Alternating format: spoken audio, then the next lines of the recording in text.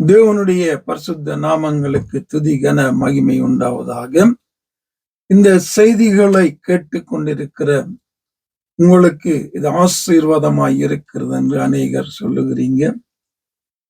மிகவும் சந்தோஷம். தொடர்ந்தும் இந்த வார்த்தைகள் மூலமாக ஆண்டவர் உங்களை ஆசீர்வதித்து இன்னும் இந்த வார்த்தையை நேசிக்க, தியானிக்க, தேட, அதுல உணர்வடைந்து வாழ்ந்து கனிகளை கொடுத்து தேவ சித்தம் செய்ய உங்கள் ஒவ்வொருத்தரையும் ஆவியானவர் வழி நடத்துவாராக.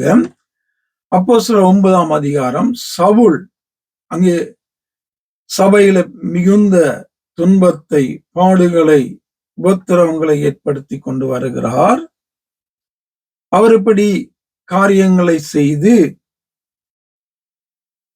அவர்களை எருசலேம் தமஸ்குவில் உள்ள ஜெப ஆலயங்களுக்கு அங்கே போய் எருசலேமுக்கு இப்படிப்பட்டவர்களை, தேவனுடைய பிள்ளைகளை அழைத்து வரும்படி ஒரு கடிதத்தை, ஒரு நிருபத்தை வேண்டிக் கொண்டு அவர் அங்கே பிரயாணம் பண்ணி போய்கொண்டிருக்கிறார். தமஸ்குவுக்கு போய்கொண்டிருக்கும் போது 3வது வசனம், அவன் பிரயாணமாய் போய் தமஸ்கு சமீபத்த போது சடுதியில் வானத்தில் இருந்து ஒரு ஒளி அவனை சுற்றி பிரகாசித்தது. அவன் தரையிலே விழுந்தான். அப்பொழுது சவுலே, சவுலே, நீ என்னை ஏன் துன்பப்படுத்துகிறாய் என்று தன்னுடனே சொல்லுகிற ஒரு சத்தத்தை கேட்டான். அதற்கு அவன், ஆண்டவரே, நீர் யார் என்றான். அதற்கு கர்த்தர், நீ துன்பப்படுத்துகிற இயேசு நானே, முள்ளில் உதைக்கிறது உனக்கு கடினமாய் இருக்கும் என்றார். நீங்க சவுலை என் ஆண்டவர் ஒளியாயிருக்கிற ஒளியான தெய்வம் சந்திக்கிறார்.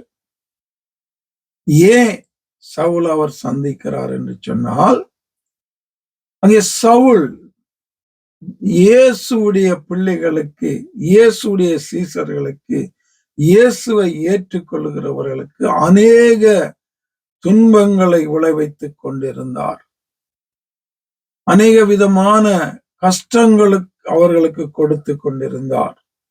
சிறையிலே போடுவித்து ஸ்தேவான் கொல்லப்படுவதற்கு இவரும் காரணமாக இருந்து அவ்வளவு மோசமான ஒரு காரியத்தை தன்னுடைய மத பக்தி வைராக்கியத்துக்கு நிமித்தம் செய்து கொண்டிருந்தார்.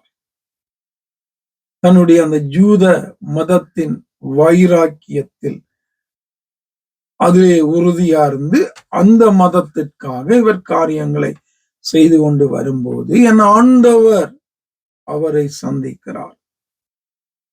என் ஆண்டவருக்கு சவுலை குறித்து நன்கு தெரியும். அந்த சவுல் தன்னுடைய மதத்துல எவ்வளவு வைராக்கியமாக இருக்கிறான், அதற்காக எவ்வளவு பாடுபடுகிறான், காரியங்களை செய்கிறான் என்பதை என் இயேசு அறிந்திருந்தார். அவரை இவர் சந்திப்பதற்கு இதுவும் ஒரு காரணம். அடுத்ததாக அங்க அவர் சந்தித்த போது அவர் சொல்லுகிறாரு, சவுலே, சவுலே, நீ என்னை ஏன் துன்பப்படுத்துகிறாய் என்றுதான் கேட்கிறார். இயேசுவ சவுல் துன்பப்படுத்தல, இயேசுவோடைய பிள்ளைகளை துன்பப்படுத்துவது இயேசுவையே துன்பப்படுத்துவது போல அங்கே இருக்கிறது. அங்கே பேதுருவுக்கு போய் சொல்லுகிறது, ஆவியானவருக்கு போய் சொல்லுகிறது போல. அதே போல இயேசுவோடு கூட இயேசுவுக்காய் உண்மையாய் வாழுகிறவர்களை துன்பப்படுத்தும் போது இயேசுவுக்கு துன்பப்படுத்துகிறது காரியமாக அது மாறுகிறது. அதாலதான் என் ஆண்டவர் வந்து கேட்கிறார், என்னுடைய பிள்ளைகளை நீ துன்பப்படுத்துவது நீ என்னை துன்பப்படுத்துவது போல் இருக்கிறது சவுலே என்று சொல்லி அந்த சவுலை என் ஆண்டவர் சந்திக்கிறார். சவுலை அவர் தேடி வருகிறார். சவுலை குறித்து ஒரு நோக்கம், ஒரு திட்டம், ஒரு காரியம் இருந்தது. சவுளுடைய வைராக்கியங்கள், சவுளுடைய பக்தி காரியங்களை அவர் கண்டார். அதன் மேல சவுலை ஆண்டவர் சந்தித்ததற்கு அநேக காரியங்கள் உண்டு. கண்டு என்னுடைய பிள்ளைகளை மேல் கை போடுவது நீ என் மேல் கை போடுவது போல் இருக்கிறது என்கிறார்.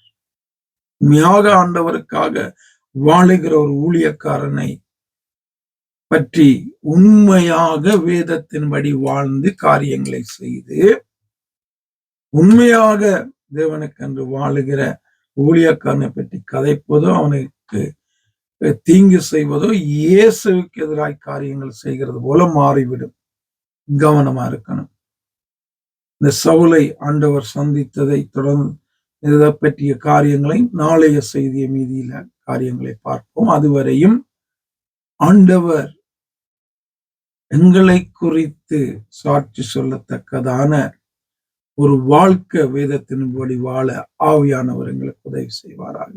ஆமென்.